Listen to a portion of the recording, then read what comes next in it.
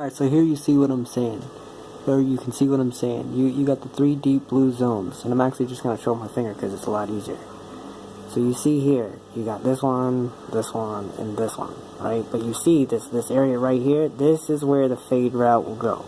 The fade route always goes here. But you see, the thing is that this guy over here, the deep blue zone here, he's supposed to go all the way back. But you saw in the other video, what's he do? He sits down here, while Jones will run over the top. And he sits here, while this guy will run up and go backwards. And so when you have this standard look, 1, 2, 3, when you have this standard look in the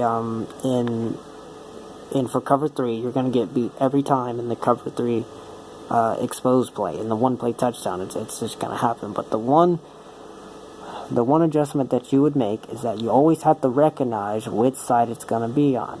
And so actually, let me go put it on for the Patriots so you can see what I'm saying. Let's see. Choose new play.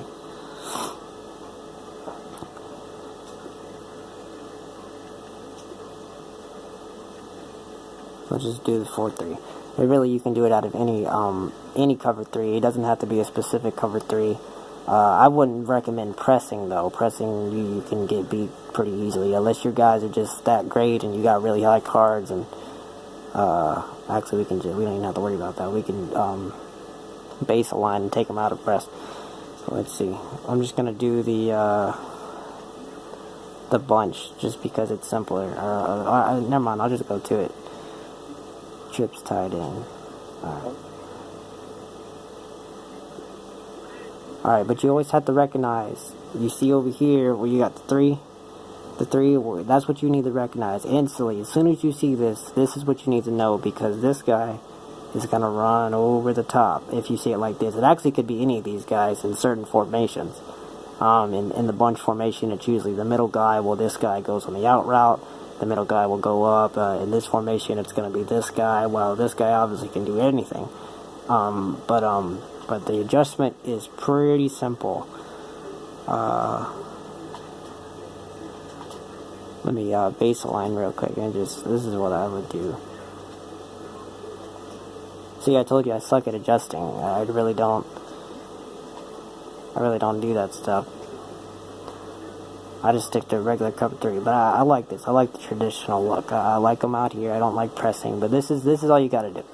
You just gotta take this receiver out here, or this defender out here, and put him in a deep half. So now the zone is a lot different. It takes away the middle part where this guy would run here. And I know it seems like this is open, but it's not. He's going to play like that cover 2 zone did. The cover 2 zone, he's going to come out deeper.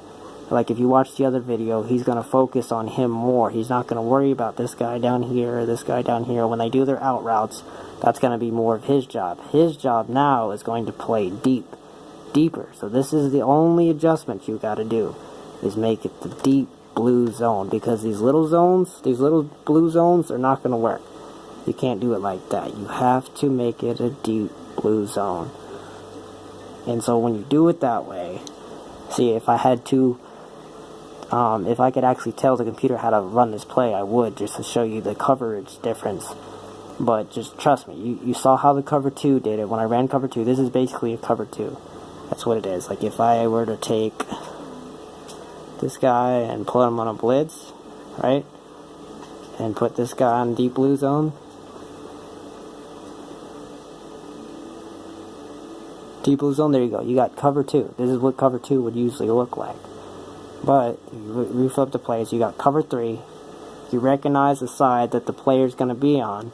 And sometimes they actually can run to the opposite side. So you really need to study your opponent to see which way the one play is going to be on. If he's going to run out here, is it going to be open, or is he going to run out here and is it going to be open? But usually it'll be on the side of the 3 receivers. So you look for the 3 receivers and you automatically take your deep blue zone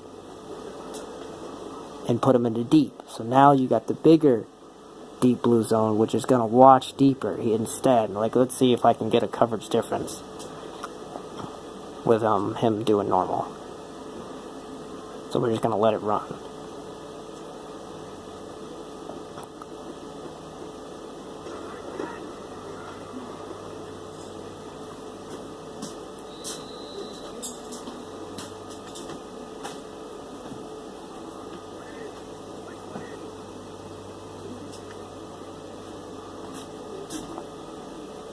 So we'll go back and look at him, and he's once again, he's just doing that stutter step, and he's kind of waiting. He's picking up everybody is what he's doing. He's picking up both Amendola and this guy down here, and like he just plays completely different.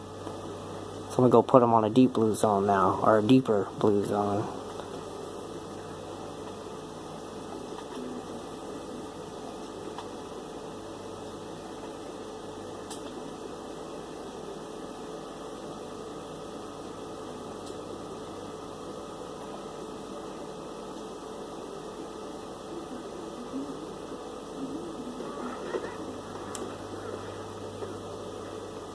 Instantly, I could already tell a difference. Like, hold on, let me. They pick up the deeper part of the route a lot quicker. Like, meanwhile, in the other zone, in the regular zone, he would just be doing karaoke. But here, he does karaoke for a little bit, and then he starts sprinting. There's a big difference. He plays deeper. He doesn't even worry about him no more. He's just worrying about the deeper routes. So that's why you put it in a deep blue zone, because he starts sprinting automatically. He stops because he realized he turned, but he's worried about deep. He's not worried about underneath here. That's the weakness of this defense, is that when you do that, you have to worry about out routes. But if you're just worried about this one play, is that you put it in this deep blue zone, and that's what he's going to look for. He's going to look for anything deep.